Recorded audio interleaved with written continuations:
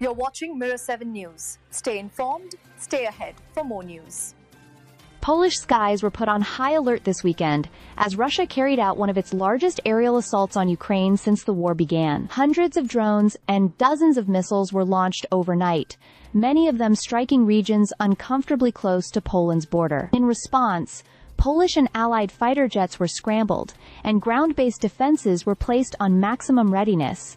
The sudden military activity served as a chilling reminder of just how easily the war could spill into NATO territory. According to Ukraine's Air Force, nearly 600 drones, including both attack and decoy types, were launched alongside multiple ballistic and cruise missiles. Air raid sirens sounded across the country, and intense fire lit up the skies over Kyiv as Ukraine's air defenses scrambled to intercept the waves of incoming weapons. President Volodymyr Zelensky reported that several people were killed and dozens injured, with damage inflicted on homes and vital infrastructure. It described the strikes as acts of deliberate terror, aimed not at military targets, but at intimidating civilians and crippling everyday life. The attack followed a week of tense incidents across NATO's eastern flank. Just hours before the drones were launched, 3 Russian fighter jets were intercepted after crossing into Estonian airspace in what Estonia labeled an unprecedentedly brazen violation. Their transponders had been switched off,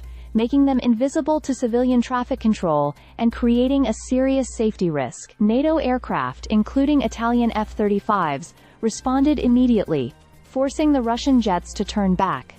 Moscow denied any violation, but Estonia has already called for urgent NATO consultations under Video 4, which allows member states to bring such threats before the alliance's political council. Poland has found itself in a particularly precarious position. Earlier this month, Russian drones also crossed into both Polish and Romanian territory, prompting NATO forces to shoot some of them down. That incident marked the first time NATO weapons were fired directly at Russian drones since the full-scale invasion began in February 2022. With repeated incursions, and now a large-scale assault unfolding just across its border, Poland's government has warned that the risk of open conflict is closer than at any time since World War II. Other NATO allies have stepped in to reinforce the region. British Typhoon jets, supported by refueling aircraft, carried out patrols over Poland as part of a new air defense mission named Eastern Sentry. The UK's Defense Secretary called Russia's actions reckless and unprecedented,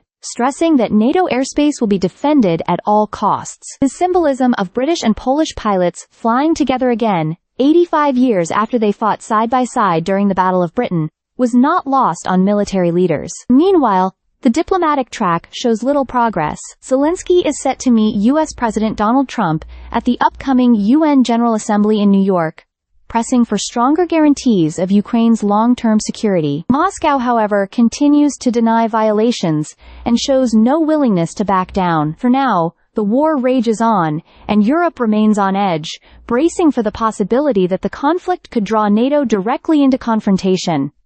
Stay subscribed for more videos.